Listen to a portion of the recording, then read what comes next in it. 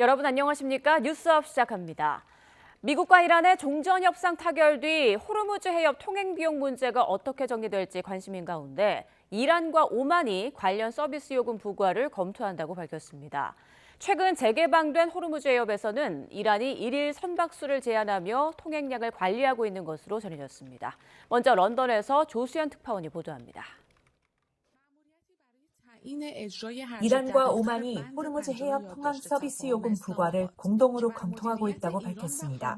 향후 통항 관리와 관련해 제공될 서비스와 국제 기준에 따른 비용 청구 문제를 양국 외무부 산하 공동 실무그룹이 협의한다는 겁니다. 이번 공동 성명은 오만 무스카트에서 열린 양국 고위급 인사들의 회담 직후 발표됐습니다. 앞서 미국과 이란이 체결한 종전 양해각서에는 본협상이 진행되는 60일간만 이란이 호르무즈 해협 통항을 무료로 허용한다는 내용이 명시됐습니다. 따라서 이란이 향후 서비스료라는 명목을 내세워 실질적으로 통행료를 받으려 할 것이라는 우려가 잇따르고 있습니다. گفتم همه بدونن که هرگز دیگه اداره تنگه به قبل از جنگ باز نخواهد گشت. ما البته قوانین بین‌المللی رو به طور دقیق اجرا می‌کنیم. 해협 통제권을 둘러싼 미국과 이란의 힘겨루기 속에 통행량은 회복세를 보이고 있습니다. 영국 해사무역기구에 따르면 영국 시각 22일 정오까지 24시간 동안 30척이 넘는 선박이 해협을 지났는데 개전 이후 1일 기준으로 최다입니다. 하지만 이란 측 소식통은 아직 호르무즈 개방이 제한적으로 이루어지고 있다고 전했습니다. 혁명수비대 해군과의 조율을 거쳐 제한된 수의 선박만 통과가 허용되고 있고 해상 여건과 상황에 따라 매일 변동될 거라는 설명입니다. 이런 가운데 마르크 류터 나토 사무총장은 미국을 방문해 현지 시간 24일 트럼프 대통령과 함께 호르무즈 재개방 문제를 논의합니다. 류터 사무총장은 호르무즈 항행의 자유 회복을 위한 유럽의 노력을 부각하며 중동 전쟁 이후 고조된 미국과 유럽의 갈등을 완화하는 데 공을 들일 것으로 보입니다. 런던에서 YTN 조수연입니다. 이런 가운데 이란이 미국, 이스라엘과 전쟁 중 폭격을 맞은 주요 핵시설에 대해 국제원자력기구 사찰단의 접근을 허용하지 않을 것이라고 밝혔습니다. 에스마일 바가이 이란 외무부 대변인은 현지 시간 23일 브리핑에서 우리는 IAEA의 라파엘 그로시 사무총장과 만난 적이 없다면서 미국과 이스라엘의 군사 공격으로 손상된 이란 핵시설에 대해 IAEA가 사찰할 계획도 없다고 말했습니다. 그러면서 이란은 핵 확산 금지 조약 회원국이자 안전조치 협정에 따른 의무를 지는 국가로서 기존 절차를 계속 이어갈 것이라고 덧붙였습니다. 그에 반해 트럼프 미국 대통령은 IAEA 사찰단이 적당한 시기에 이란으로 갈 것이라며 핵 사찰을 거부하면 협상을 취소할 거라고 경고했습니다. 미 상원은 10번째 시도 만에 트럼프 대통령의 이란 전쟁 권한을 제한하는 결의안을 통과시켰습니다. 이번에는 워싱턴 연결해서 자세한 내용 알아보겠습니다. 홍상희 특파원, 트럼프 대통령은 IAEA의 이란 핵 사찰을 기정사실로 규정하고 있죠. 네, 이곳 시간으로 오늘 트럼프 대통령은 펜실베이니아 트럭 생산 공장을 방문했는데요. 이 자리에서 어제 하루 원유 1,900만 배럴이 호르무즈 해협을 통과했다며 이란과 양해각서 합의 성과를 강조했습니다. 그러면서 이란과 공정한 합의를 하기 위해 노력하고 있다고 밝혔는데요. 트럼프 대통령의 발언 먼저 들어보겠습니다. We're leaving them without any nuclear capacity, and they've agreed to that, and we're getting along quite well. And now we're trying to work out a deal that's fair, and we also want to work out a deal. 펜실베이니아로 이동하던 중 IAEA 핵 사찰단 관련 질문도 나왔습니다. 여기에 대해 트럼프 대통령은 서두를 필요는 없지만 국제원자력기구 사찰단이 적당한 시기에 이란 핵시설 현장에 투입될 거라고 말했습니다. 사찰을 받을 계획이 없다는 이란의 주장에 대해선 후속 협상을 위한 전제 조건이라며 격한 반응을 보이기도 했습니다. 들어보시죠. They're wrong. They know they're wrong. They told us inside, and we have it down 100% inspections. And if they were right, I'd cancel the meetings right now. 트럼프 대통령은 앞서 트루스 소셜에 올린 글에서도 이란이 최고 수준의 핵사찰을 받기로 동의했다고 주장했습니다. 이란은 미래에 걸쳐 무한정으로 사찰을 받을 것이고 사찰이 핵 투명성을 보장할 거라고 강조했습니다. 트럼프 대통령은 또 미 재무부가 해제하는 이란 자금은 미국이 통제하는 에스크로 계좌에 들어갈 거라고 설명했는데요. 그 자금은 미국에서 생산한 옥수수와 밀, 대두 등의 식량과 의료물자를 구입하는 데만 사용될 거라면서 지금 이란이 절실히 필요로 하는 물품들이라고 주장했습니다. 이란의 핵 사찰 수용 등을 바탕으로 추가적인 대이란 해상 봉쇄는 하지 않겠지만 필요할 경우를 대비해 모든 미군 함정은 현재 위치를 지킬 것이라고 말했습니다. 네, 또 미국은 이란이 호르무즈 해협에서 통행료를 부과하는 건 국제법 위반이라는 입장을 밝혔죠. 네, 마코 루비오 미 국무장관은 국제수로인 호르무즈 해협에 통행료나 수수료를 부과할 수 없다고 강조했습니다. 이란의 통행료 부과 시도에 반대한다는 뜻을 분명히 한 건데요. 루비오 장관의 발언도 들어보겠습니다. It's an international waterway. No country is allowed to charge tolls or fees on an international waterway. That's existing international law. So I don't think we have anybody to convince around here in that regard. I think all the countries in this region would agree with us. 루비오 장관은 오늘부터 아랍에미리트와 쿠웨이트, 바레인 순방에 나서 이란과의 종전 양해각서 체결 이후 협상 상황을 설명하고 협조를 당부할 예정인데요. 60일 이후 호르무즈 해협 통행료 부과 가능성이 나오고 있고 또 양해각서에 이란의 탄도미사일에 대한 제한이 포함되지 않았다는 걸프 국가들의 불만도 논의할 것으로 보입니다. 이들 국가들은 과도한 양보가 이란을 강화하고 지역 안보 균형과 원유 수송 구조를 바꿀 수 있다고 우려하고 있는 것으로 알려졌습니다. 루비오 장관은 3천억 달러 규모의 이란 재건 기금에 미국이 걸프 국가들에게 참여를 요청할 거라는 전망에 대해서는 그건 한참 먼 이야기라고 말했습니다. 오늘 미 연방 상원에서는 10번째 시도 끝에 트럼프 대통령의 이란 전쟁 권한을 제한하는 결의안을 통과시켰습니다. 추가 공격에 대한 의회의 승인이 없으면 이란에 대한 군사 행동을 중단할 수 있는 결의안인데 이 공화당에서 4명의 이탈표가 나왔고 또 2명은 본회의에 불참하면서 하원에 이어 결의안이 가결되면서 트럼프 대통령의 부담도 커지게 됐습니다. 지금까지 워싱턴에서 전해드렸습니다. 이란 대통령은 미국과 체결한 종전 양해각서에 미사일 문제는 포함되지 않았다며 미사일에 대해서는 어떠한 협상도 없을 것이라고 밝혔습니다. AP통신 등 외신에 따르면 현지 시간 23일 페제스키안 대통령은 파키스탄 이슬라마바드에서 셰바즈 샤리프 파키스탄 총리와 회담한 뒤 공동회견에서 이란은 어떤 나라와도 방어 역량을 협상하지 않을 것이라고 말했습니다. 또 페제스키안 대통령은 이란의 미사일 프로그램은 협상 대상이 아니고 미사일 능력은 국가 방위의 핵심이고 포기할 수 없다고 강조했습니다. 또 미국과의 스위스 실무 협상은 제재 완화와 핵 문제, 영내 안정에 초점이 맞춰졌다고 설명했습니다. 미국과 이란 간 종전 합의 속에 불안한 휴전이 이어지고 있는 레바논 남부에서 이스라엘 군의 총격으로 사망자가 발생했습니다. 레바논 언론과 외신은 현지 시간 23일 오전 레바논 남부 나바티의 알파우카에서 이스라엘군의 총격에 2명이 사망하고 2명이 다쳤다고 전했습니다. 이스라엘군은 성명을 통해 이스라엘군 병력 인근에 헤즈볼라 무장대원들이 나타나 위협을 제거하기 위해 이들을 표적으로 공격을 가했다고 주장했습니다. 그러나 헤즈볼라는 이스라엘군이 도로를 정비하고 잔해 속에 묻힌 순교자들의 시신을 수습하던 민간인들을 공격했다며 반박했습니다. 투표용지 부족 사태 진상규명을 위한 국회 국정조사특위 회의에서 선관위를 향한 질타가 쏟아졌습니다. 증인 대부분이 뒤늦게 모습을 드러내거나 축소 인쇄 지침을 몰랐다고 발뺌하는 등 변명과 자기 방어에 급급한 모습들이 반복됐습니다. 김철희 기자가 보도합니다. 투표용지 부족과 참정권 침해 사태의 진상을 확인하기 위한 국회 국조특위가 사태 발생 20일 만에 본격적인 회의를 열었습니다. 그동안의 국민적 공분을 반영하듯 일찍부터 선관위 관계자와 취재진이 회의장을 가득 메웠지만 정작 주요 증인들인 선관위 고위 간부들의 모습은 보이지 않았습니다. 상임하고는 달라서 다 본인의 직업들이 있습니다. 시기나 이런 것은 제가 어떻게 강요할 수 없는 문제입니다. 핵심 증인이 빠진 상태로 회의가 시작되자 여야는 한 목소리로 선관위의 집단 항명이다, 짬짬이라며 강하게 항의했고 결국 오후가 돼서야 일부 출석이 이뤄졌습니다.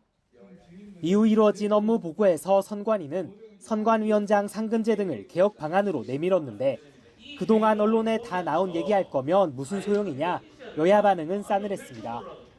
여기에 투표용지 축소 인쇄 방침을 몰랐다던 노 전 위원장 등의 해명이 거짓일 수 있다는 자료가 공개되며 법적 책임 회피를 시도하는 것 아니냐는 의혹까지 제기됐습니다. 이게 당시 보고 자료입니다. 이 자료의 맨 1페이지를 보시면 요약본이 있는데 요약본에 보면 큼지막하게 나와 있어요. 쏟아지는 의혹 제기와 책임 추궁에 노태학 전 위원장은 입이 10개라도 할 말이 없다며 고개를 숙였습니다. 특히 재임 기간 3차례 해외 출장을 배우자와 다녀온 것을 두곤 송구하다며 사과했습니다. 가능한 방법을 통해서 그런 점이 있었으면 반환하는 방안을 강구하겠습니다. 야권은 이재명 대통령의 밥친구로 알려진 위철환 상임위원에 대해서도 화력을 집중했습니다. 사퇴하실 생각 있으십니까? 없으세요? 수습할 그런 업무 자체가 공백 상태에 있습니다. 그건 무책임한 거라고 저는 봅니다.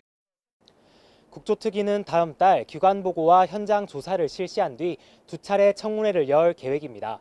그동안 참정권 침해에 대한 책임을 묻고 선관위 개혁 방안까지 내놓을 수 있을지 주목됩니다. YTN 김철입니다. 중앙선거관리위원회가 6.3 지방선거 투표용지 부족 사태 책임자들에 대한 진상규명위원회의 수사 의뢰 권고를 수용하지 않는 대신 검경합동수사본부에 관련 자료를 모두 제출하기로 한 것으로 파악됐습니다. 강동원 사무총장 직무대리는 어제 국회 국정조사 특별위원회 전체 회의에서 관련 절차를 밟고 있느냐는 국민의힘 서범수 의원의 질의에 이같이 답했습니다. 이어 그제 중앙선관위 전체위원회 회의에서 수사 의뢰의 권고 대상인 자신과 위철원 위원정 직무대행이 퇴장한 상태에서 위원들 간 논의가 있었다고 설명했습니다. 왜 수사 의뢰를 하지 않느냐는 거듭된 질의에는 그 부분에 대해서는 자신도 위 직무대행도 내용을 알 수 없다고 발언했습니다. 개혁신당은 투표용지 부족 사태와 관련해 서울 송파구 선거관리위원회가 주요 증거물인 투표용지 보관 상자를 고의로 폐기했다며 강제 수사 필요성을 주장했습니다. 천하람 원내대표와 김정철 최고위원은 어제 기자회견에서 지난 8일 법원에 증거 보전을 신청했으나 이튿날 송파 선관위가 이 상자를 경기 구리의 제지업체에 넘겨 물에 용해한 걸 확인했다고 말했습니다. 이어 선관위가 모든 물품을 취합한 뒤 일괄 폐기하는 게 아니라 오직 이 상자가 포함된 오전 수거 물량만 급하게 폐기장으로 직행시켰다며 이후 법원에서 증거 보전 취지 연락을 받고도 폐기 중단 조처를 하지 않았다고 지적했습니다. 또 폐기물 인계서와 관련 전자정보를 제출하라는 법원 명령에도 선관위가 부존재한다고 회신했다면서 이는 명백한 절차적 불법이라고 강조했습니다. 7월 국회를 앞두고 있지만 후반기 원구성은 갈 길이 멀어 보입니다. 특히 법안 처리의 마지막 관문 역할을 하는 법제사법위원장 자리를 두고 여야의 힘겨루기가 이어지고 있습니다. 황보혜경 기자입니다. 국회의장이 못 박은 상임위원 명단 제출 최종 시한을 하루 앞두고 더불어민주당이 먼저 배수진을 쳤습니다. 다음 달부터 일하는 국회를 가동하기 위해 이번 주 안엔 원구성을 마무리하겠다며 법사위는 물론 18개 상임위원장을 모두 가져올 수 있다고 으름장을 놨습니다. 이재명 정부 2년차 안정적인 국정 운영과 민생 회복을 위해선 모든 상임위원장을 책임지고 맡든 결단을 내리겠습니다. 정청래 대표도 결단은 하루라도 빠를수록 좋다. 합의 안 되면 표결하면 된다고 힘을 실었습니다. 국민의힘은 국회를 이른바 쇼츠 찍는 곳이 아닌 정상적인 입법기관으로 보관하기 위해선 법사위를 반드시 사수해야 한다는 입장입니다. 정청래 대표를 비롯해 과거 법사위원장을 맡았던 여당 의원들을 일일이 거론하며 민주당이 정말 상임위 운영을 잘했느냐고 따져 물었습니다. 정청래 법사위원장은 본인의 기분에 따라 정인을 퇴장시키고 추미애 위원장은 야당 간사를 선임조차 하지 않으면서 철저히 독재로. 이번 주 목요일부터 이틀 동안 진행되는 한성숙 국무총리 후보자 인사청문회를 앞두고도 전운이 고조되고 있습니다. 민주당은 국민의힘이 후보자 검증과 무관한 자료까지 무리하게 요구하며 발목을 잡는다고 날을 세웠고 국무총리 후보자에게 선관위 직원 휴직자 현황, 선관위 민원 접수 대장을 요청하고 국민의힘은 후보자 다주택 논란과 중소벤처기업부 개인정보 유출 사고를 고리로 지명 철회까지 요구하고 나섰습니다. 한 후보자는 부동산 정책에 관여하기는커녕 용지 복사조차 맡겨서는 안 되는 인물이고, 여야는 네이버 출신인 한성숙 후보자 이력을 두고도 공방을 벌였습니다. 강대강 대치 속에 증인도 참고인도 없는 맹탕 청문회는 이번에도 재현될 전망입니다.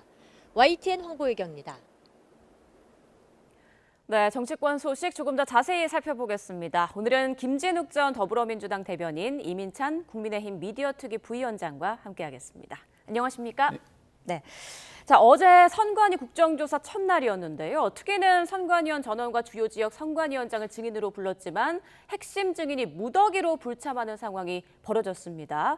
집단 항명이라는 비판에 위원들이 늑장 출석하기도 했는데 이번 사태를 대하는 태도가 너무 안이한 거 아니냐 이런 지적이 나오고 있어요. 그렇습니다.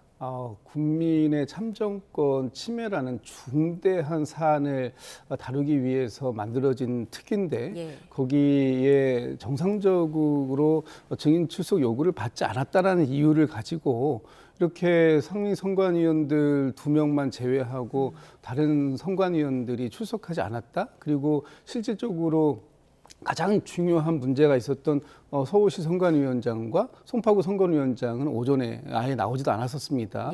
국민들을 무시하는 조사다라고 이제 얘기할 수밖에 없는 거고, 이번 이 국정조사를 통해서 국민들에게 신뢰를 상실한 이런 부분들을 다시 한번 만회해 보려고 하는 그런 의지조차도 보이지 않았다라는 점에서 대단히 실망스러운 태도다, 이렇게 비판을 할 수밖에 없을 것 같습니다. 그리고 어제 나왔던 여러 가지 내용들이 있습니다만 선관위에서 이번 사안에 대해서 자체적으로 진상규명위원회인가요? 이걸 만들어가지고 저 지난주에 발표도 한번 했습니다만 지난주에 나왔던 발표 결과와 어제 내용이 또 다른 부분들이 나오는 거예요. 그렇다면 과연 선관위가 이런 부분들을 진상규명하기 위해서 얼마나 적극적인 노력을 했는가 하는 부분도 매우 부실했다.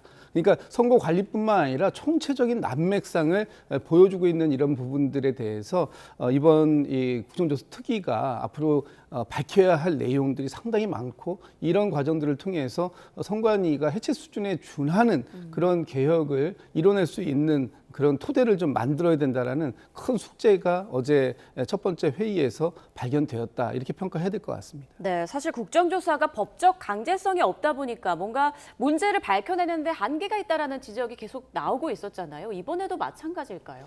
정확히 지적을 해주셨습니다. 어제 선관위원들이 불출석한 모습만 봐도 강제성이 떨어지는 모습이 그대로 노정이 됐죠. 뿐만 아니라 선관위가 부실하게 자료를 제출해서 많은 위원들이 질타하는 모습도 연출이 됐습니다. 이런 한계가 있어요. 그렇기 때문에 국민의힘은요, 빠르게 특검도 같이 논의를 해야 한다고 주장을 하고 있는 것입니다. 특검을 법안이 통과가 되어도 준비하고 출범하는 데까지 시간이 걸립니다. 그 사이에 국정조사 특위를 통해서 여론을 환기하고 선관위의 입장을 듣고 이런 과정을 진행을 하는 동시에 특검법을 처리해서 특검이 진행돼야지 강제적으로 수사도 할 수 있고 압수수색도 할 수 있고 구인을 해서 법적 효력을 가진 증언도 들을 수 있지 않겠습니까? 그런데 민주당이 조금 미온적인 모습을 보이고 있어서 굉장히 안타깝다는 말씀드립니다. 네, 이에 대한 생각도 들어볼게요. 특검도 필요하면 해야 되겠죠. 그러나 지금 이 검찰 경찰의 합수본이 이미 이제 수사를 시작하지 않았습니까? 그리고 대통령께서도 단순하게 이번에 투표용지 부족 사태에 대해서만 수사하지 말고 선관위 전체적인 문제를 다 들여다봐라, 그렇게 말씀을 주신 부분이 있어요.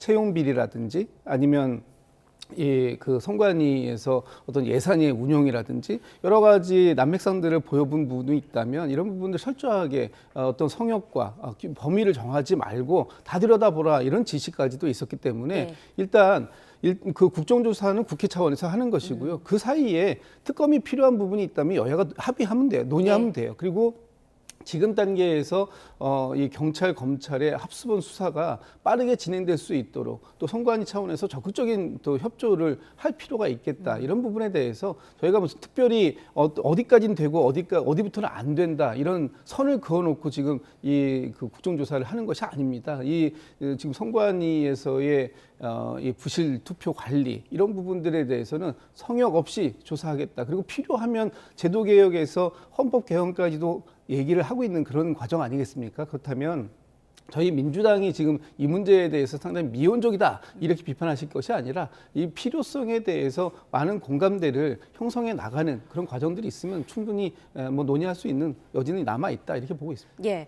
자, 어제 국정조사에서 선관위의 난맥상이 여러 드러났는데요. 노태학 전 선관위원장 투표지 50% 축소 회의를 주재한 것이 버젓이 회의록에 담겨 있는데 기억이 안 난다라고 말을 했습니다. 어떤 책임을 회피하려는 걸까요? 그렇게 볼 수가 있겠죠. 어제 그 모습은요. 선관위의 구조적 한계를 그대로 보여준 모습이에요. 그러니까 직위는 있지만 비상근이고 책임지지 않는 모습. 이게 그대로 드러났다고 볼 수가 있습니다. 견제받지 않는 권력, 부패할 수밖에 없는 것입니다. 노태학 선관위원장 회의에 갔다가 안건도 모르고 내용조차 제대로 모르고 그대로 그냥 앉아있다가 보고만 받고 왔다는 거 아니겠습니까? 그런데 그것을 전결을 했다는 사무총장 역시도 이런 우려점에 대해서 제대로 설명을 하거나 의견을 구하는 그런 회의록에 회의 논의 자체가 없었다는 얘기예요. 그럼 굉장히 문제가 클 수밖에 없다는 것이고 저는 이 문제 외에도 여러 가지가 어제 노정이 됐습니다. 특히나 수의계약 문제 굉장히 우려가 컸어요. 예. 그러니까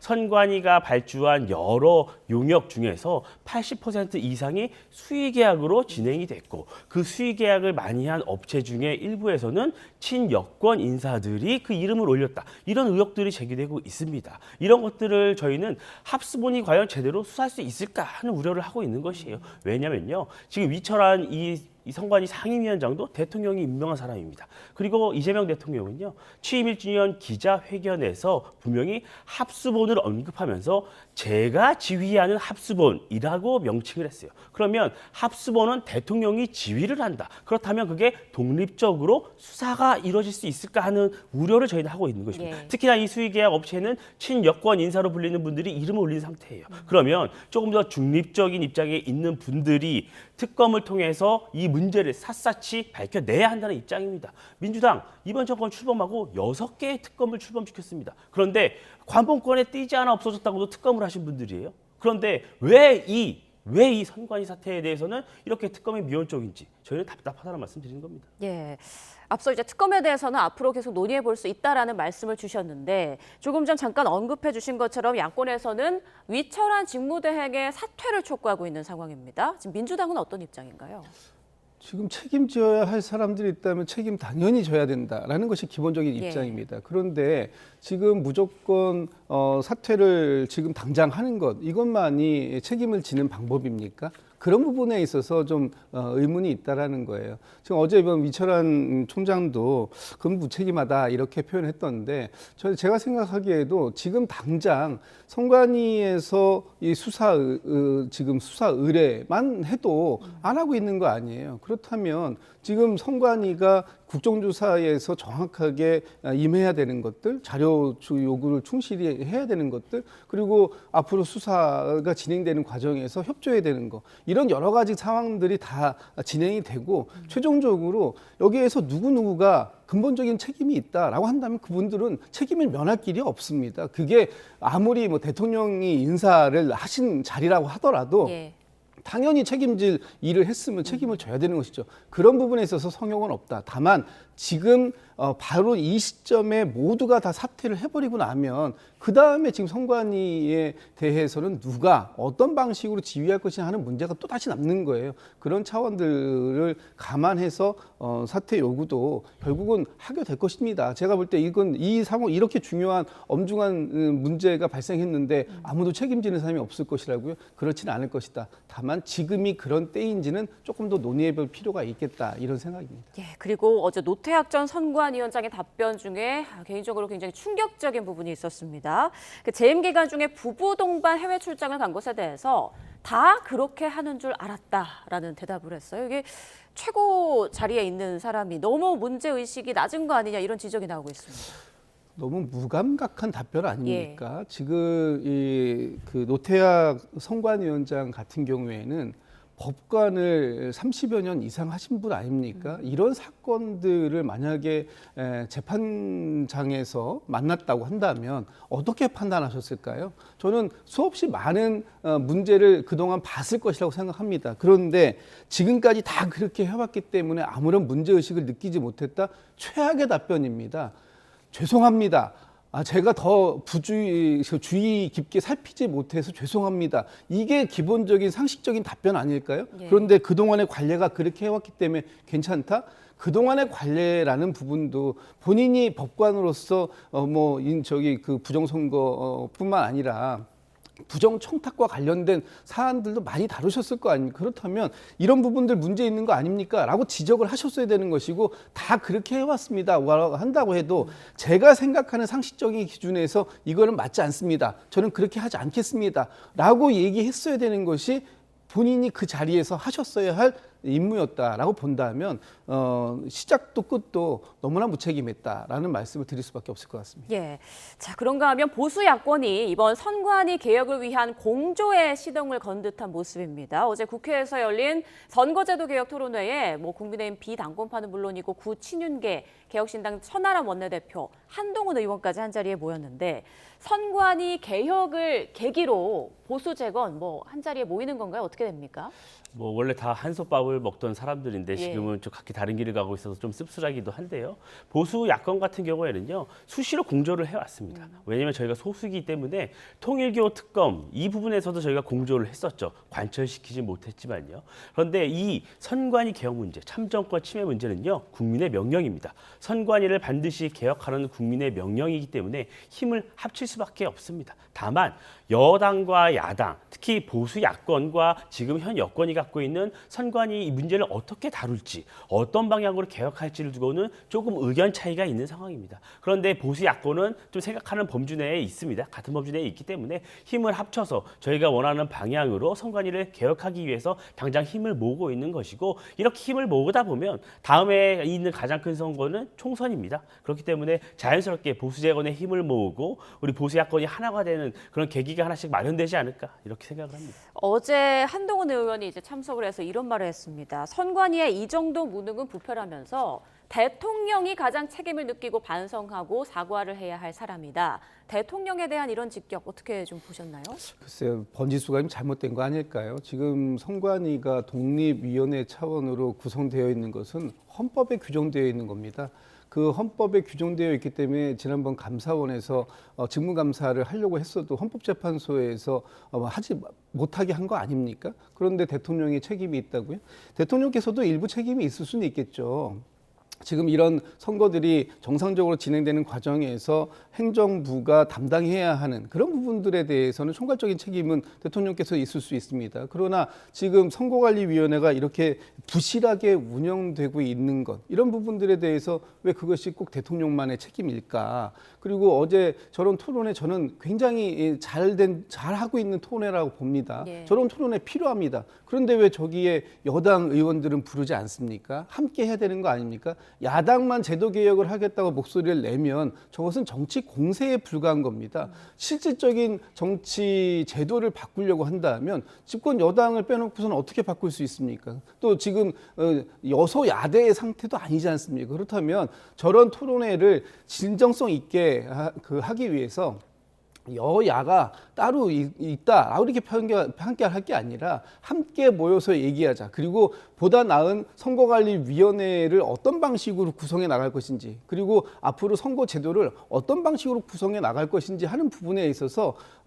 타협하는 그런 TF, 국회 차원의 TF를 구성했다가 하고 거기에서 같이 논의하자 이렇게 얘기해야 되는 게 좀 상식적이고 합리적이지 않을까. 저런 자리에서 한쪽의 대통령과 또 집권 여당만 탓하게 되면 이것은 정쟁으로 흐를 가능성이 있다. 예. 실질적 제도 개혁하고는 거리가 있을 수밖에 없다. 이런 점이 좀 아쉽다. 이런 말씀 드립니다. 보수끼리만 뭉칠 게 아니라 여권도 함께 머리를 맞대자 이런 말씀 해주셨습니다.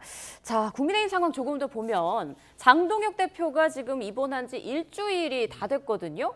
앞으로 퇴원하고 당무에 복귀한 뒤 당직 개편에 나설 거다라는 얘기도 나오고 있는데 앞으로 거치 좀 어떻게 될 거라고 보세요? 장동혁 대표 입원 중에도 어제 메시지를 처음에 냈죠. 예. 그래서 이재명 대통령을 비판을 하면서 본인은 대여투쟁 선봉에 서서 거칠 문제에 대해서는 선을 긋는 그런 해석이 나올 수 있는 메시지를 어제 냈습니다. 당내에서 여전히 의견이 분분합니다. 두 번의 의총을 열었지만 아직 의견이 모이지 않았어요. 예. 그렇기 때문에 당장 장동혁 대표가 거취를 표명한다거나 당 내에서 큰 변화가 있을지는 아직 크게 기대하기 힘든 상황이라고 볼 수가 있을 겁니다. 그렇다면 장동혁 대표가 이 지방선거에서 드러난 민심을 어떻게 풀어내느냐, 이 부분이 과제로 남아있는 상황이잖아요. 그렇다면 장 대표가 물러나는 것 외에는 그러면 이 당 내에 있는 여러 임명직 최고위원, 임명직 여러 당직을 갖고 있는 분들이나 뭐 사무총장이나 정책위 의장이나 여러 대변인단이나 이런 분들에 대해서 변화를 주면서 당연을 면모일신하는 그런 시도는 있을 수 있다. 이런 얘기가 지속적으로 당내에서 나오고 있습니다. 그런가 하면 장동혁 대표와 정점식 원내대표 사이에 미묘한 좀 균열이 드러나는 그런 분위기인데 사실 당초 정 원내대표가 장동혁 대표와 좀 결을 비슷하게 갖고 가지 않겠느냐 했는데 좀 다른 것 같습니다. 당 운영 방식을 두고 조금 이견을 드러내고 있는 것으로 보여져요. 이건 당대표의 거취 문제라는 변론으로 하고 이 선거 소청이 진행된 적이 있잖아요. 선거 소청이 진행될 때도 의총을 열지 않고 최고의 의결로 선거 소청이 진행이 됐습니다. 그때도 많은 당내 의원분들이 아니 이렇게 중대한 문제는 다 의총을 열어서 당론을 정하고 의견을 수렴해야 되는 것 아니냐 이런 얘기가 있었어요. 그 이후에 이제 여러 지방선거 평가와 관련된 보도자료가 논란이 됐던 거잖아요. 그 과정에서도 아니 지방선거에서 여러 가지 민심이 드러났고 국민의힘에도 경고를 많은 국민들께서 보내셨는데 이런 것을 우리가 백서를 만들거나 이런 작업을 공론화하고 그 결과를 도출하고 당내 의견을 수렴해서 자료를 내야 되는 것 아니냐. 그런데 이렇게 일방적으로 자화자찬하듯이 보도자료를 내는 것이 과연 온당하느냐. 국민들이 국민의힘을 어떻게 평가하겠느냐. 이런 당내에서 많은 의견들을 정정식 원내대표가 수렴을 해서 앞으로는 이런 부분은 좀 다양한 의견을 수렴해서 해야지만이 우리 국민의힘이 어떤 수권 정당의 모습을 보일 수 있고 반성하는 모습도 보여드릴 수 있다. 이런 앞으로 이 당의 운영 과정에 있어서 조금 더 민주적으로 하자. 이런 의견을 낸 것으로 알고 있습니다. 네, 운영 방식에 대한 약간 의견 차이가 있는 것뿐이다라고 정리를 해주셨습니다. 민주당 상황도 좀 보겠습니다.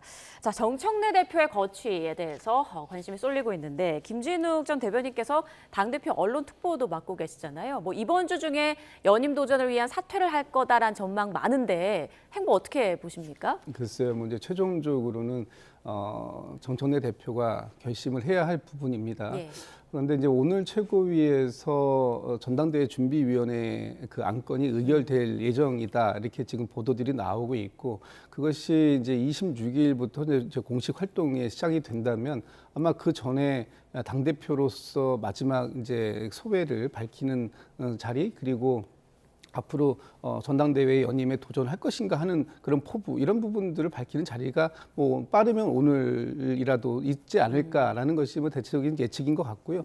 정청래 대표의 연임 도전은 뭐 거의 기정사실화가 된 것 같습니다. 근데 다만 이제 지금 전당대회가 너무 과열되는 양상으로 흐르고 그런 부분들이 당원들 그리고 당을 지지하시는 지지층 이런 분들을 좀 불안하게 하는 요소들이 생기고 그런 것들이 오히려 이제 더 나아가서 국민들까지 불안하게 만든다면 그것이 결과적으로는 지금 이재명 정부의 성공을 바라는 많은 분들에게 좀 실망감으로 다가오지 않을까라는 이제 우려들이 있기 때문에 그런 부분들을 앞으로 어떻게 잘 관리해 나갈 것인가 하는 부분이 중요하고요. 저희는 뭐 예정되어 있는 8월 17일 전당대회를 치르는 과정으로 지금 가고 있기 때문에 그 기간 동안에 당에서 경쟁을 뭐 불가피하게 해야 되고 그런 경쟁이 있다 보면 다소 좀 소리가 좀 날 수밖에 없는 그런 상황이라 그런 부분들을 또 국민들께서도 이해해 주십사라는 이제 이런 말씀을 드려야 될 것 같아요. 네, 이제 정청래, 김민석, 송영길 이렇게 3파전이 계속 거론이 되고 있는데 지난주에 이재명 대통령과 송영길 의원이 비공개 만찬을 가졌다는 소식이 전해지지 않았습니까?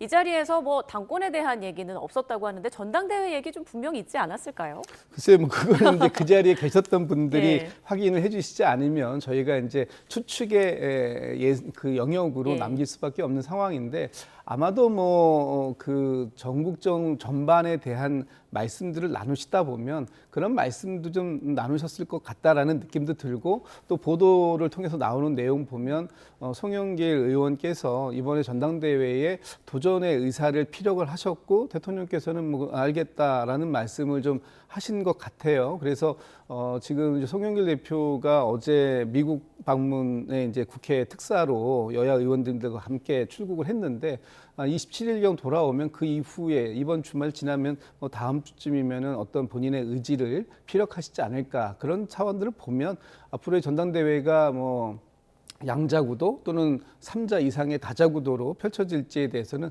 좀 볼 필요가 있겠다 이런 생각이 듭니다. 네, 자 이제 시간이 얼마 남지 않아서요. 마지막 원구성 협상과 관련한 두 분의 의견 짧게 듣고 좀 마무리를 하겠습니다. 조정식 국회의장이 오늘 낮 12시까지 명단 제출하라고 했는데 국민의힘은 지금 어떤 입장인가요? 국민의힘 법사위만큼은 저희가 가져와야 한다는 겁니다. 국회의 관례에 따라 견제와 균형의 원리를 회복해야 한다. 그러려면 국회의장을 민주당이 갖고 갔다면, 일당이 갖고 갔다면 법사위원장만큼은 이당이 가져와야만이 과거 민주당이 보여줬던 입법 폭주 이런 것들을 막을 수 있다, 견제할 수 있다는 겁니다. 민주당은 과거 여러 법안을 처리하면서요. 법사위까지 통과됐는데 본회의 직전에 막 본인들 마음대로 수정하는 경우가 굉장히 많았어요. 이런 것들을 바로잡아야 한다는 것이에요. 민주당은요. 야당이 상임위원장이 맡고 있는 곳 이런 상임위는 법안 처리가 되지 않아 국정 운영이 어렵다 이렇게 주장을 하고 계시거든요. 그런데요. 한 언론에서 여러 가지 법안 가결률을 비교한 언론 보도가 있었어요. 여당 7.6%, 야당 6.9%입니다. 별다른 차이가 없어요. 특히 민주당이 상임위원장을 갖고 있는 법사위는요 5.3%, 평균에도 못 미칩니다. 그런데 야당 탓을 한다? 온당하지 않고 민주당이 지방선거에서 드러난 민심을 반영한다면 법사위만큼은 야당에 양보해야 한다는 말씀드립니다. 네, 민주당은 국민들께서 지난 22대 총선을 시작하면서 민주당에게 과반 이상의 다수석을 만들어주신 의미가 분명히 저는 있을 거라고 봅니다.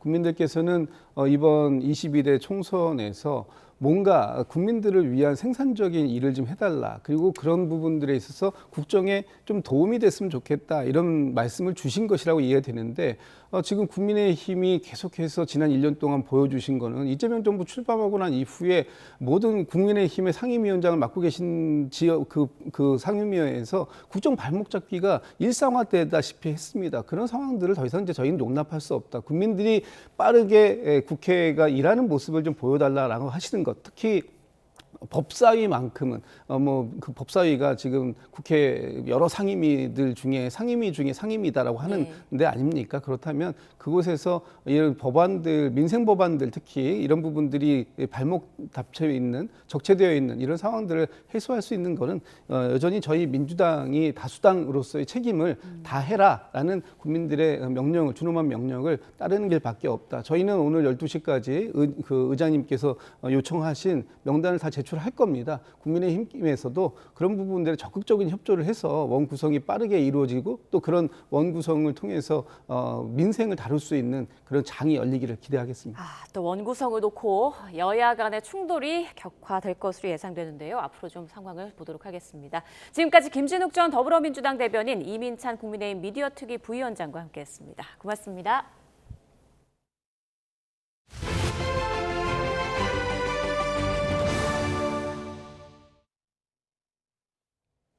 네, 신도들에게 국민의힘 책임당원 가입을 지시한 혐의를 받는 신천지 이만희 총회장의 구속 여부가 오늘 결정됩니다.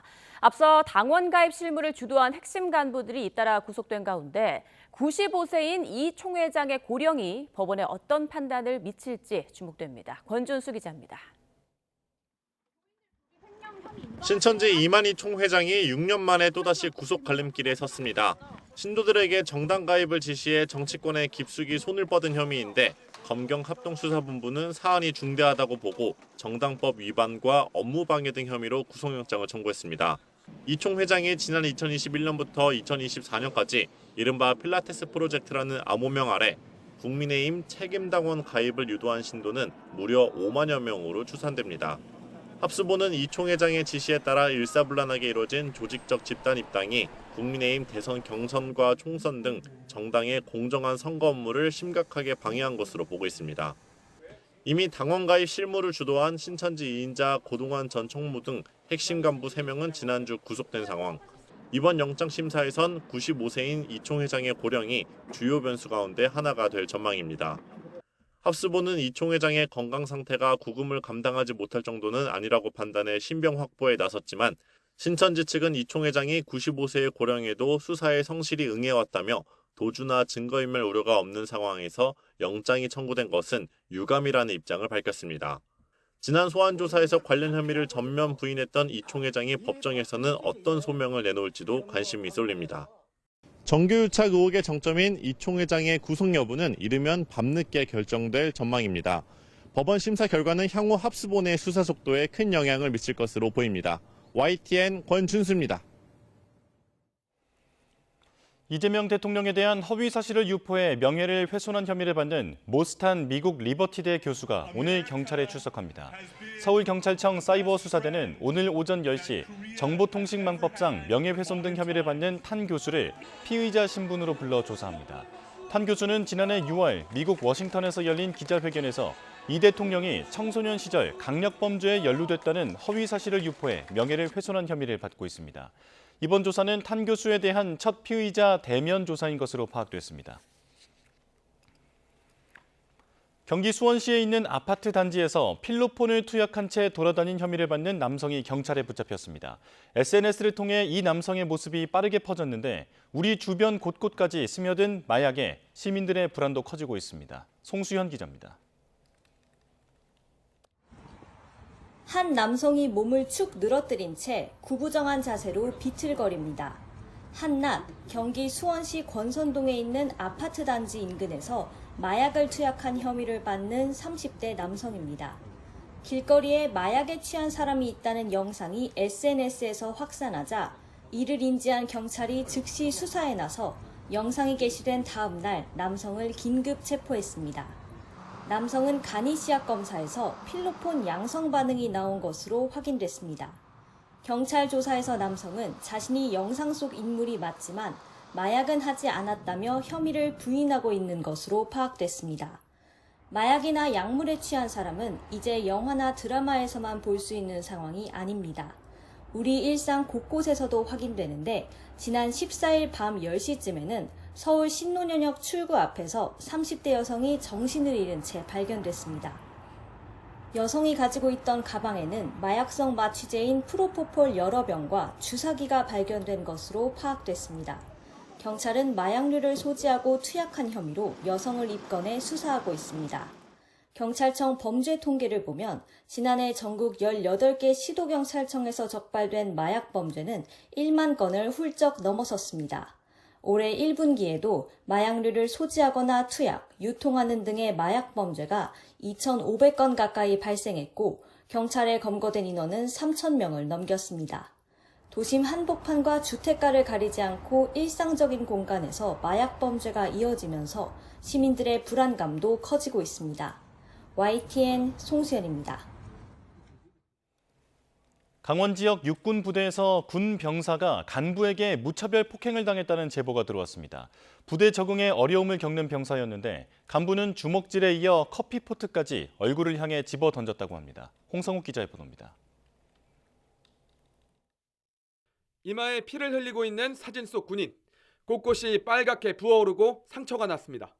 강원 지역 육군 모부대에서 A1병이 B중사에게 폭행을 당한 건 지난달 26일 오후. A1병이 부대 사무실 고장난 컴퓨터를 고쳐보려 하자 B중사는 통신병 컴퓨터라며 이를 제지했습니다.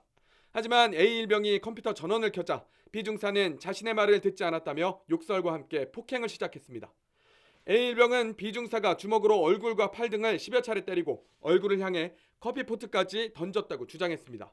주먹으로 얼굴을 때리면서 이제 주변에 보이는 선물 같은 거 있잖아요. 주변에 보이는 이제 커피포트 2개가 있었는데 그것도 던지고. 지난해 11월 입대한 A1병은 폭행 사건 이전에도 부대에 적응하지 못해 어려움을 겪은 것으로 알려졌습니다. 특히 지난 3월에 있었던 휴가 중에는 극단적 선택을 시도하기도 했습니다. 해당 부대는 사건 직후 피해자 치료와 함께 해당 중사와 일병을 분리 조치했으며 수사 결과에 따라 관련 법규를 적용해 엄정하게 조치할 예정이라고 밝혔습니다. A1병은 폭행 피해 이전에도 병원에 다니며 정신과 약을 복용 중이었습니다. 이번 사건 이후에는 충격과 두려움으로 병원에 입원해 치료를 받고 있습니다. YTN 홍서욱입니다. 외국인과 기관의 8조 원 순매도에 코스피가 10% 가까이 폭락해 검은 화요일을 보냈습니다. 코스피가 9,000선에서 출발해 잠시 9,100선을 회복했다가 9.99% 내린 8,203.84로 장을 마쳤습니다. 코스닥도 7.94% 내린 891.52로 마감했습니다. 코스피 시장에서 외국인이 4조 1,000억 원, 기관이 4조 5천억 원 넘게 순매도했고 개인이 홀로 순매수를 했습니다. 다주택자 양도소득세 중과 여파로 석 달 가까이 떨어지던 강남 집값이 연초 수준까지 다시 올라왔습니다. 반도체 호황에 따른 기업의 억대 성과급과 주식시장에서 불어난 금융소득이 부동산으로 흘러가는 양상에 정부가 부동산 증세를 공식화하자 시장은 바짝 긴장하고 있습니다. 차유정 기자입니다. 서울 강남구의 대단지 아파트. 전용 119제곱미터가 최근 41억 8천만 원에 거래됐습니다. 다주택자 양도세 중과 부활 전날인 지난 5월 9일 체결된 매매가가 40억 원 미치였는데 한 달여 만에 2억 7천만 원이 올랐습니다. 나서는 이제 적금부터 계속 계약되고 있는 상태인 건데 처음에는 이제 관망세로 조금 보다가 이제 찾는 분들 있고 계약되기 시작하고 지금 그런 모습이죠. 급매물 출회 여파로 11주 연속 떨어졌던 강남구 아파트값은 최근 한 달간 상승폭을 키우고 있습니다. 지난달 11일 기준 마이너스였던 올해 누적 변동률은 현재 플러스 1% 가까이 올라왔습니다.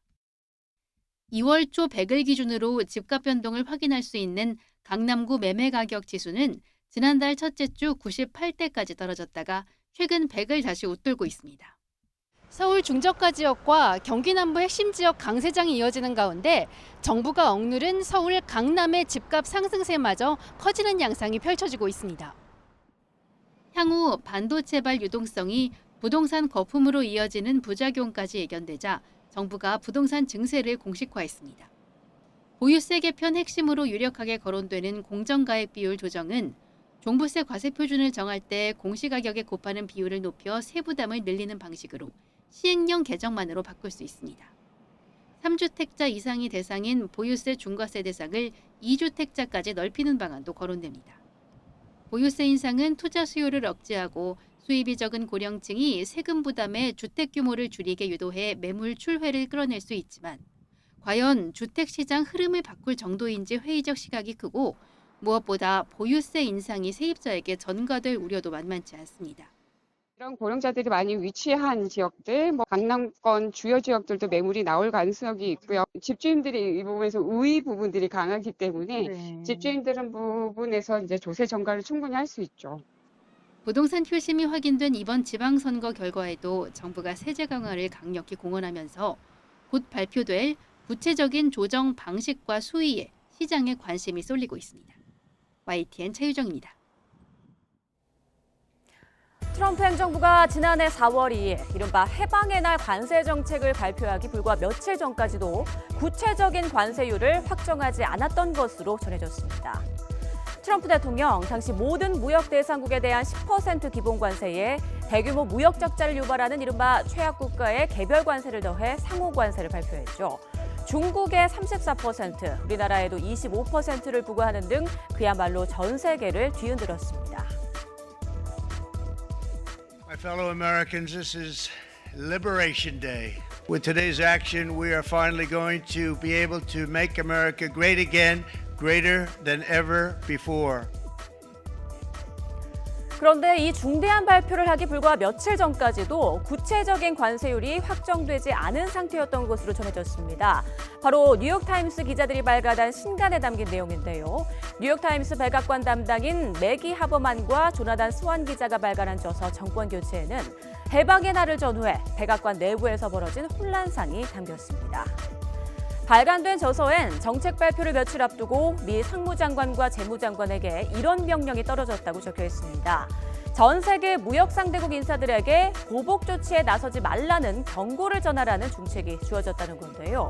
그러나 그때까지도 트럼프 대통령은 관세율 결정을 내리지 않은 상태였습니다. 트럼프 대통령이 행정부가 보고한 공식 자료를 신뢰하지 않으면서 보좌관에게 자신의 입맛에 맞는 숫자를 찾도록 구글링을 지시했다는 뒷얘기도 소개됐는데요. 트럼프 대통령은 해방의 날 일주일 전 백악관 집무실에서 참모진과 관세 전략을 둘러싼 회의를 하면서 아무도 내게 숫자를 가져오지 않는다며 불평을 털어놓은 뒤 집무실 구석벽에 앉아있는 보좌관에게 구글링 좀 해서 내게 진짜 숫자를 가져와봐라고 주문을 했다는 겁니다. 결국 트럼프 대통령은 관세 책사인 피터 나바로 백악관 무역제조업 담당 고문과 상의해서 각국의 상호 세율을 확정했는데요. 세율이 주먹구구식인 것으로 정해지면서 백악관 참모진조차 불평을 털어놨다는 후문이 전해졌고 또 관세 정책 발표 뒤 언론들로부터 비판을 받자 트럼프 대통령은 사석에서 나바로 고문을 탓하며 불만을 털어놨다는 상황도 담겼습니다. 트럼프 대통령의 정책들이 철저한 분석이 아닌 개인의 직관과 아집에 의해서 조율되고 있다는 것이 이번 저서에 담긴 주요 내용입니다. 전 세계를 뒤흔드는 정책이 이렇게 주먹구구식으로 정해졌다는 것이 충격적인데요. 물론 사실관계는 따져봐야겠지만 이렇게 관세 정책이 정해진 것이 사실이라면 그 후폭풍은 트럼프 대통령에게 악용향으로 작용할 것으로 보입니다. 당신 뭐야? 누군데? 당신 대체 누구냐니까? 나 대한민국 교권보호국 감독관 나화진입니다.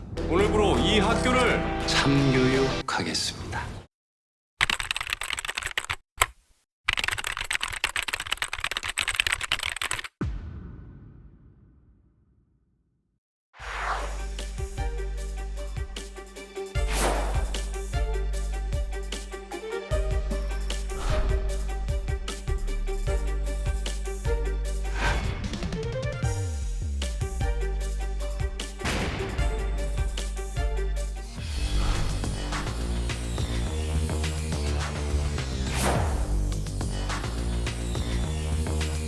저 학생들 안전벨트 한 명씩 다 확인합니다. 이거 하면 될까요? 학생들 사진 200장 찍어줬습니다. 그날 무슨 민원 왔는지 아십니까? 왜 우리 애는 5장만 나왔나요? 왜 우리의 표정이 안 좋습니까? 이런 민원 옵니다.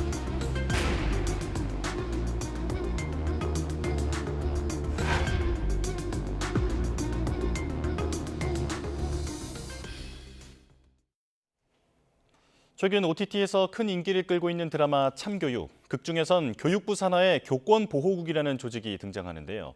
현행법으로는 허용되지 않는 폭력과 징벌로 무너진 교권을 바로잡아가는 실질적인 역할을 담당하는 곳입니다. 이러한 사이다식 전개에 실제로 교권국을 도입하자는 논의가 이뤄지기 시작했는데요. 하지만 이를 바라보는 교육계의 시선은 복잡하다고 합니다. 참교육이 던진 화두, 송수연 교사노조연맹 위원장과 이야기 나눠보겠습니다. 어서 오십시오. 안녕하세요. 네. 조금 전에 저희가 영상으로도 드라마를 잠깐 요약해서 보여드렸는데 지금 사실 대중의 반응은 뜨겁습니다. 하지만 교육계에서는 심정이 복잡하다라는 얘기를 들었는데요. 현재 교계 분위기는 어떻습니까? 학교 현장에서도 참교육은 현재 큰 화제이고요. 특히 뭐 교육부가 책임지겠다 이런 부분에는 또 굉장히 크게 공감하는 분위기이기도 합니다. 현실의 교사들은 민원도 직접 뭐 감당하고 뭐 교권 침해를 당해도 스스로가 나를 이제 입증해야 하고 아동학대 신고 같은 걸 당하면 변호사를 고용해서 이제 선임해서 이제 스스로가 직접 모든 걸 대응해야 되는데 이제 드라마에서는 교육부가 나서서 뭐 지켜주겠다, 방패가 되어주겠다 이렇게 하는 부분이 사실 교사들이 그동안 매우 간절하게 바라던 것들이거든요. 그 판타지를 실현하는 부분이어서 학교의 선장에서 많이 공감을 하는데 교사들은 사실 드라마 속에 이런 강한 처벌 여기에 크게 호응을 한다기보다는 당신이 혼자가 아니다. 국가가 함께 책임지겠다라는 이 메시지에 크게 공감을 받고 하고 있는 상황입니다. 참교육의 인기가 사실은 현장에서는 오랫동안 너무 이제 외면당해 있고 혼자 버려져 왔다라는 게 이제 반증되는 반응인 것 같습니다. 예.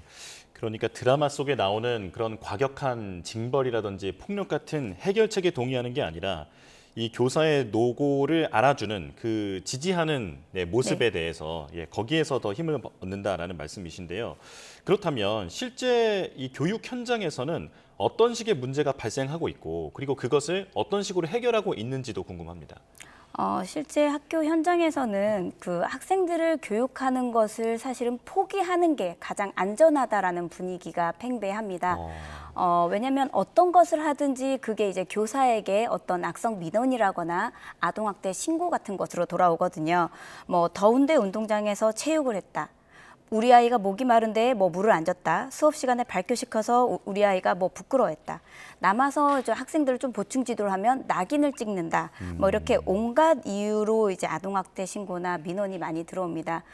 실제로 제가 상담했던 사례에서는 와이파이를 잡아주지 않았다라는 이유로 실제로 아동학대 신고를 당했습니다. 예. 이런 상황이다 보니까 사실은 교사들은 나를 보호하기 위해서는 최대한 교육 활동을 포기하는 방향으로 이렇게 흐르는 분위기가 만연해 있는 상황입니다. 아, 예.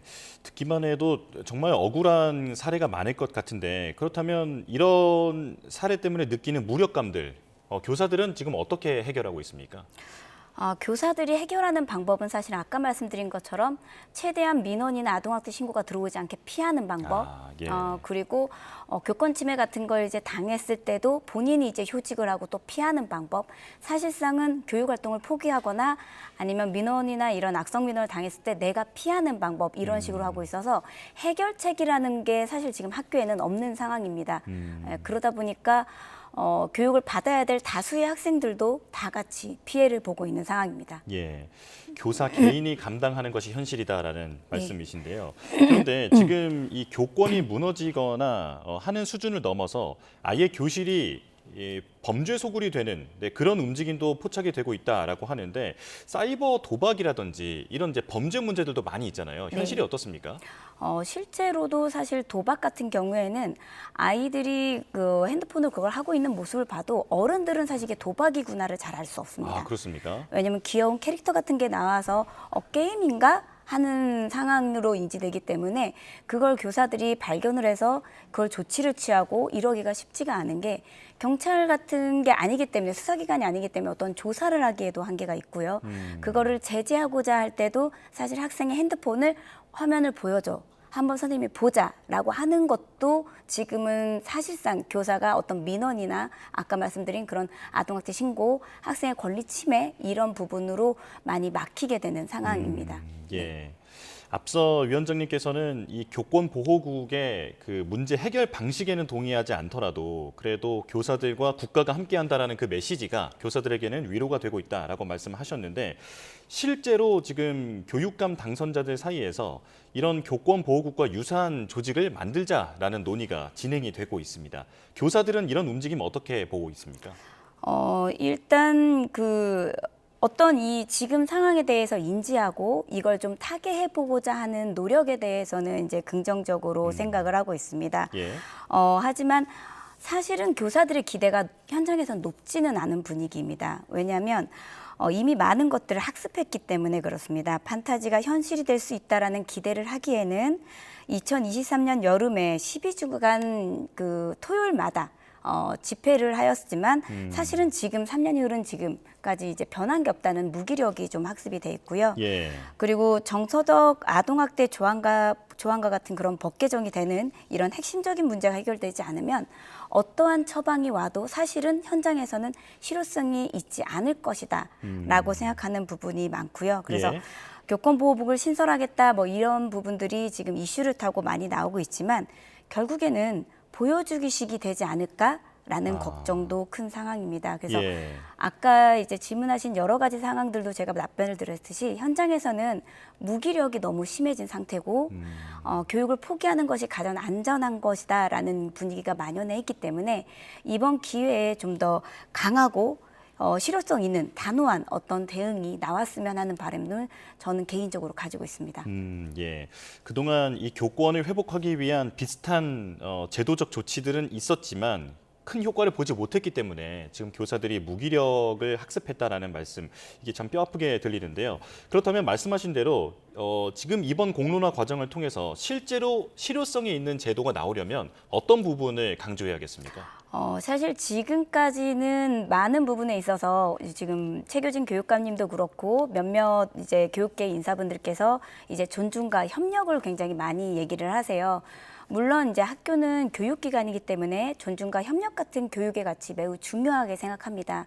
하지만 그런 가치를 학생들이 내면하기 위해서는 허용이 되는 기준, 지켜야 될 규칙 이런 것들이 우선 학생들에게 이게 주어져야 되는데 지금은 사실은 그런 것들을 지키게 하는 어떤 기준이 명확하다거나 그 기준을 가르칠 수 있는 어떤 이제 권한을 보장을 해준다거나 보호해준다거나 이런 것들이 좀 없죠. 단호하지 않습니다. 예. 그러다 보니까 학생들도 선을 넘고 학부모도 어디까지가 나의 권한인지를 이제 혼란스러워하고 그러다 보니까 악성 민원 같은 것은 계속 반복되게 되는 거죠. 교권 침해도.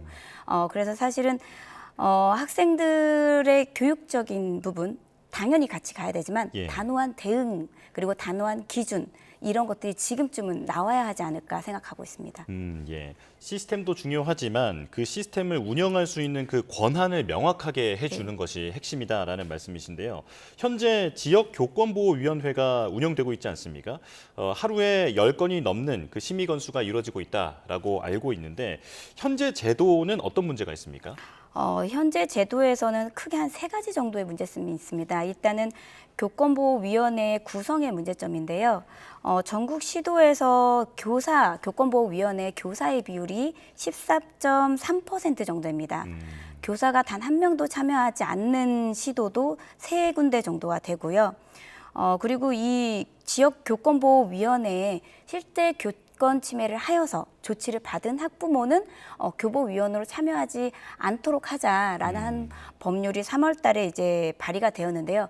그 법률조차도 이제 보류된 상태입니다. 네. 그러니까 지역 교권보호위원회 교권위원회 이제 구성 자체가 교사 비율은 매우 낮거나 없고 그리고 여기에 들어가는 위원들의 어떤 자격에 대한 이런 부분에 대한 신뢰성이 매우 떨어진다는 문제점이 있고요.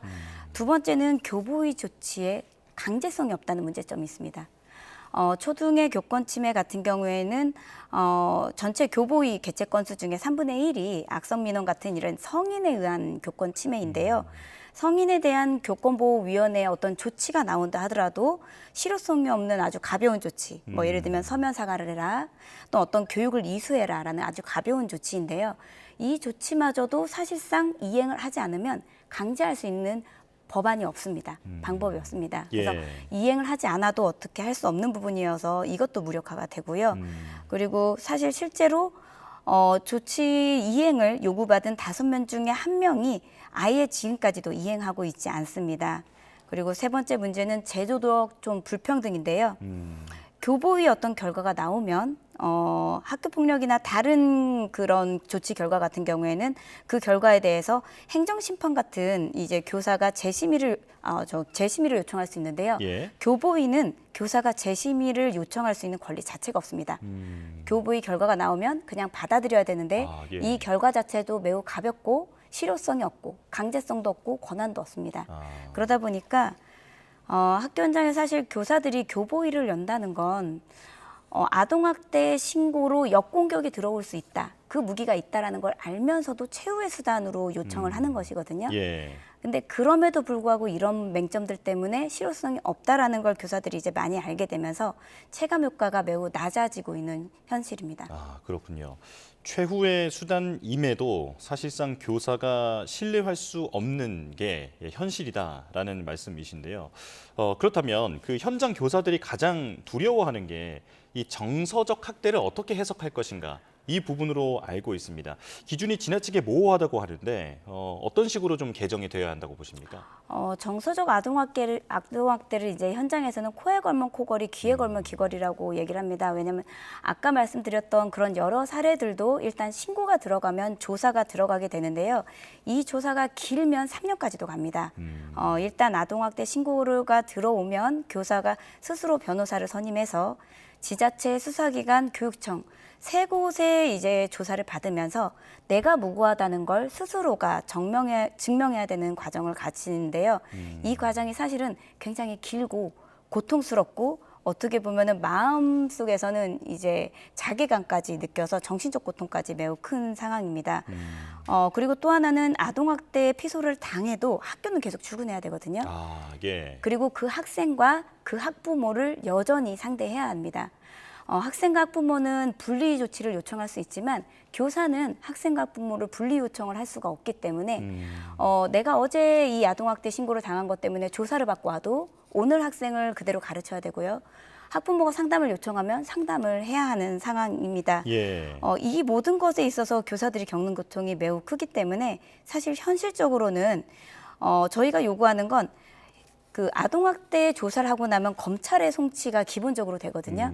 이거를 교육감 의견서가 좀 있으면 경찰 수사 단계에서 좀 종결할 수 있게 해달라라는 걸 요구하고 있고요. 그리고 아동학대를 피소를 당하면 피소 교사가 적어도 이 조사를 받는 동안에는 좀 휴가 같은 것들이 좀 부여돼서 분리가 될 수 있는 어떤 장치가 좀 필요하다라는 요구가 있고요.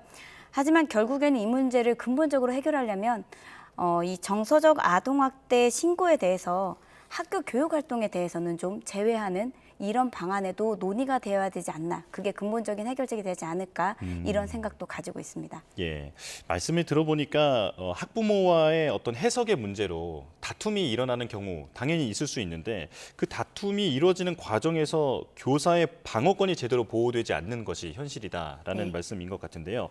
그 소송같이 법적인 그 조치가 이루어지는 경우에는 그 교사들은 어떤 지원을 받는 게 있습니까?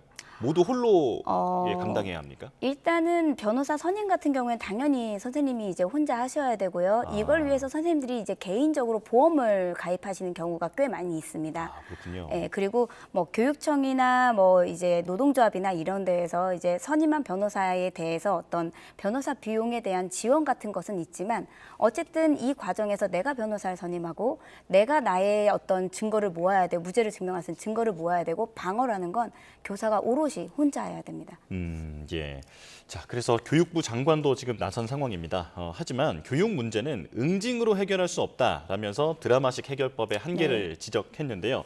학생의 인권 침해 우려와 함께 존중과 신뢰를 강조했습니다. 그런데 지금 말씀해 주신 상황을 보면 그 개선이 좀 시급해 보이거든요. 그러니까 쉽게 말해서 교사가 매를 맞고 있는 상황인데 이렇게 존중과 협력만 외치는 것은 공허하다라고 하는 게 또 대중의 시선인 것 같습니다. 교육계 입장은 어떻습니까? 사실은 지금 그 드라마를 보면서 학교 교육계 현장에서 교사들이 다시 아이들을 뭐 체벌을 해야 한다, 뭐 강하게 막 응징을 해야 된다 이런 의견이 주류를 이루지는 않습니다. 네. 교육 문제를 응징으로 해결할 수 없다는 점에는 대부분의 교사들이 동의를 하는데요. 다만 이게 존중과 신뢰라는 게 그냥 선언한다고 이게 이루어지는 것은 아니다라는 거죠. 이거를 만들어가는 과정이 있는데 이걸 만들어가는 과정에는 아까 말씀드린 것처럼 어떤 것이 허용되고 어떤 게 허용되지 않는지, 어떤 게 기준이고 어떤 게 원칙인지 이것을 정하고 같이 지켜나가는 과정이 필요하다는 거죠. 예. 그리고 이 지켜나가는 과정에서는 이게 잘 지켜지지 않을 경우에 대한 단호한 어떤 브레이크, 뭐 단호한 대응, 이 정도는 단호한 개입 이런 것은 필요하고 스스로의 행동에 대한 책임도 질 수 있는 것도 교육의 일환이라는 거죠. 그런 것들을 함께 가자라고 얘기하는 거지 교육적 접근은 아예 뭐 제외하고 이것을 단호하게 뭐 처벌하고 응징하자 이런 것은 아닙니다. 예. 교육적인 어떤 접근 그리고 단호한 대응, 원칙 이런 것들을 함께 지켜나가는 이런 것들을 함께 해나가자라는 것이죠. 예. 이번 드라마 열풍을 계기로 다시 교사 개인의 사투로 머물던 그런 교권 문제가 지금 국가의 책임이다라는 공론이 이루어지고 있는 상황인데요. 위원장님께서 교사로서 또 어떤 얘기를 더 내놓고 싶은지 마지막으로 들어보겠습니다. 교사노조연맹이 5월에 교사 인식 조사를 했습니다. 그때 교직을 떠나려고 고민해본 교사가 사실 전체 응답 교사의 55.5%였었고요. 이유는 62.8%가 악성 민원이었습니다. 근데 반면에 또 교직에 왜 머무냐라는 머무는 이유에 대해서는 학생에 대한 나의 책임감과 애정이 61%였었고요. 교사로서 내가 학생을 통해서 사회가 더 나아지는 데 내가 기여하고 있다. 그러니까 교직에 대한 보람이 75.6%였습니다. 교사가 학생을 가르친다라는 게 사실 학교에만 머무는 게 아니라 교사가 가르친다라는 건 한 사회의 미래를 만들어 나가는 일이라는 걸 교사들도 이렇게 잘 알고 있습니다. 교사를 국가가 보호해 줄 때 우리나라가 더 좋은 사회를 만들어갈 수 있을 것이라는 것에 교사들은 너무 동의하고요. 거기에 우리가 기여할 수 있다는 것도 너무 잘 알고 있습니다. 드라마 속의 응징을 바라는 게 아니라요. 국가가 교사들의 방패가 되고 기관이 보호해 주면 교사가 그 역할을 충실히 해내겠다라는 마음이거든요.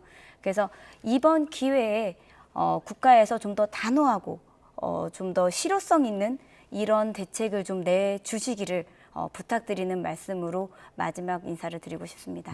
예. 악성 민원 때문에 교직을 떠나고 싶으면서도 책임감과 애정 때문에 또 현장에 남아있고 싶다라는 그런 이제 목소리를 말씀을 해주셨는데 상당히 울림이 있다라는 생각이 듭니다. 교권과 학습권을 보호하기 위한 제도적 고민이 필요한 시점인 것 같습니다. 지금까지 송수연 교사노조연맹 위원장과 함께했습니다. 고맙습니다. 감사합니다.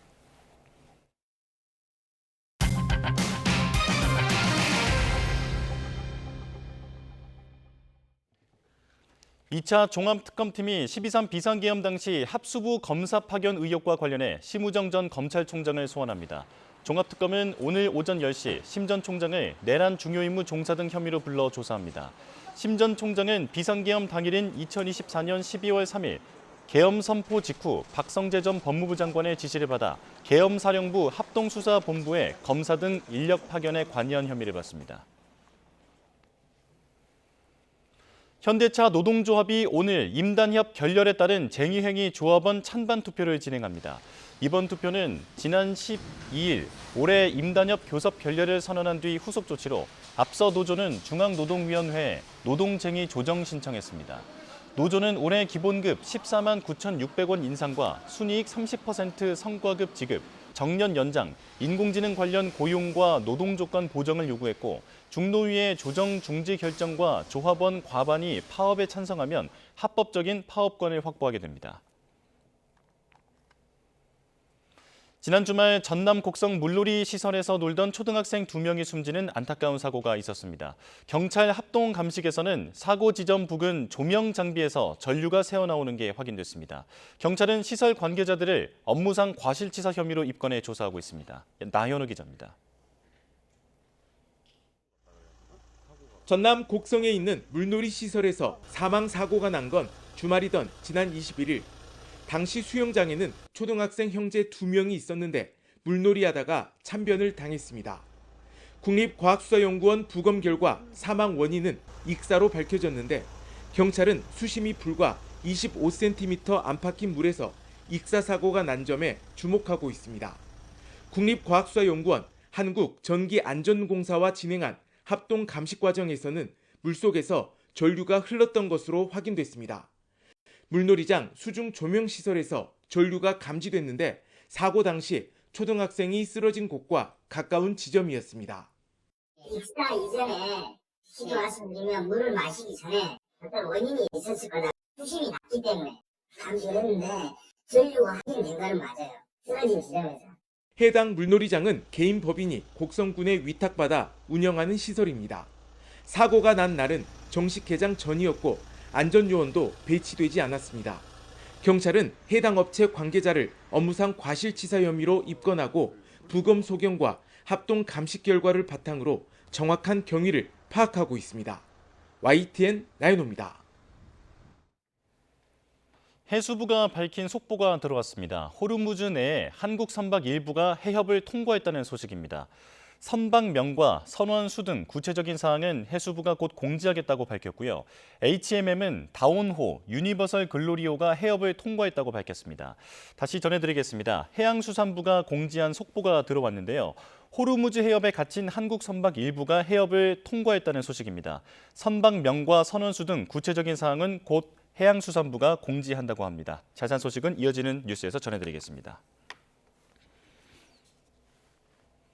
코스피가 하루 사이 9.99%, 910포인트 떨어지고 코스닥도 8% 가까이 무너지는 등 어제 검은 화요일에 우리 증시는 역대급 폭락을 맞았습니다. SK하이닉스와 삼성전자 모두 12% 넘게 폭락했고 한국형 공포지수로 불리는 코스피 200 변동성 지수가 다시 90선에 가까워졌는데요. 오늘 증시는 어떨지 개장 화면 직접 보겠습니다. 현재 코스피와 코스닥 오늘은 빨간불로 출발하고 있습니다. 코스피 1.86% 오른 8,356포인트로 개장했고요. 그리고 코스닥도 현재는 894포인트, 1.53% 오른 905포인트로 출발했습니다만 지금은 다시 900선을 내준 상황입니다. 어제 우리 증시의 폭락이 뉴욕 증시에도 영향을 줬는데요. 간밤 뉴욕 증시는 메모리 기업 마이크론의 주가가 13%나 폭락하기도 했습니다. 글로벌 반도체 기술주가 우리나라를 시작으로 전반적으로 급락하는 모양새였는데요. 오늘은 분위기가 소폭 바뀌어서 다시 반등하고 있는 상황입니다. 원달러 환율 보겠습니다. 달러 강세가 꺾일 줄 모르고 이어지면서 연일 1,530원대 안팎에서 움직이고 있는데 현재도 1,534원을 가리키고 있습니다. 달러 강세가 계속해서 올라가고 그리고 엔화가 약세를 보이면서 원달러 환율도 덩달아 움직이고 있는 상황인데요. 이재명 대통령도 현재 1,500원대 중반의 환율에 대해서 문제를 제기한 만큼 환율 시장이 어떻게 반응할지 주목됩니다. 지금까지 개장 상황 살펴봤습니다. 하루 앞으로 다가온 남아프리카 공화국과의 물러설 수 없는 조별 예선 최종전. 우리나라는 월드컵 예선 3차전에서 드라마와 같은 명승부를 보여줬습니다. 그러나 아프리카 팀엔 상대적으로 고전을 면치 못했는데요. 이번엔 어떨까요? 화면으로 함께 보시죠. 2018 러시아 월드컵 조별 예선 3차전. 당시 우리나라는 1, 2차전에서 모두 패하며 벼랑 끝에 몰려 있었는데요. 3차전 상대는 당시 피파 랭킹 1위를 기록하던 독일이었습니다. 우리나라는 김영권 선수와 손흥민 선수의 골로 독일을 2대 0으로 극적으로 잡아내며 시리에 빠진 팬들을 위로하기도 했는데요. 또 4년 전인 2022 카타르 월드컵에서도 예선 3차전은 한편의 드라마였습니다. 유럽의 강호 포르투갈을 상대로 극적인 역전승을 이뤄냈죠. 우리나라는 이날의 승리로 그 어느 때보다 치열했던 경우의 수를 뚫고 16강에 진출할 수 있었습니다. 이처럼 우리나라는 최근 펼쳐진 월드컵 3차전에서 좋은 기억을 갖고 있는데요. 하지만 유독 월드컵에서 아프리카 팀을 만났을 때 상대적으로 약한 모습을 보였습니다. 지난 2006년 독일 월드컵에서 토고를 상대로 승리를 거두며 원정 월드컵 첫 승이라는 쾌거를 기록했지만 이후에는 비교적 힘든 경기를 펼쳤는데요. 월드컵에서 아프리카 국가를 대상으로 1승 1무 2패를 기록하고 있습니다. 특히 아프리카 국가를 만났을 때 우리나라는 모두 선제골을 허용했고 클린시트를 기록한 경기는 단 한 경기도 없었습니다. 아프리카 특유의 빠른 축구 스타일과 유연한 선수들의 움직임에 어려움을 겪은 것으로 보입니다. 그래서 내일 경기에서는 선제골이 중요하다는 분석이 나옵니다. 특히 남아공은 지난 예선 1, 2차전에서 전반 10분 전에 실점하는 등 슬로우 스타터의 모습을 보였는데요. 남아공의 사기가 오르기 전에 일찌감치 승기를 잡아야만 보다 쉬운 경기를 펼칠 수 있을 거라는 전망이 우세합니다. 우리나라가 그동안 보여준 예선 3차전의 드라마, 내일 경기에서도 빠른 선제골로 아프리카 국가를 상대로 절대 약하지 않다는 걸 보여주길 바라며 끝까지 응원하겠습니다. 오늘도 아침 공기는 선선합니다. 오늘 서울 아침 기온은 19.2도로 출발했는데요. 낮 동안에는 강한 볕이 내리쬐면서 기온이 30도까지 크게 오르겠습니다. 더위에 지치지 않도록 통풍이 잘 되는 시원한 옷차림 해주시기 바랍니다.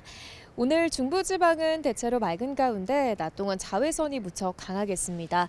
반면 남해안과 동해안, 제주도에는 산발적인 비가 내리고 있는데요. 전남 남부와 경남 내륙, 동해안과 제주도에 5에서 10mm, 경남 해안에 최고 30mm의 비가 예상됩니다. 대부분 오늘 밤이면 그치겠지만 동해안의 비는 내일 오전까지 이어지는 곳도 있겠습니다. 오늘 낮 기온은 서울 30도, 전주 28도 등 서쪽 지방은 어제만큼 덥겠고요. 동풍의 영향을 받는 동쪽 지방은 강릉과 대구가 23도에 머무르며 선선하겠습니다. 내일 오전 10시 우리나라 축구대표팀의 월드컵 조별리그 3차전이 펼쳐지는데요. 경기가 치러지는 멕시코 몬테레이는 과달라하라보다 무덥습니다. 경기 시간 동안 기온이 30도를 웃돌겠고요. 습도가 높아서 체감더위는 이보다 심할 것으로 보입니다.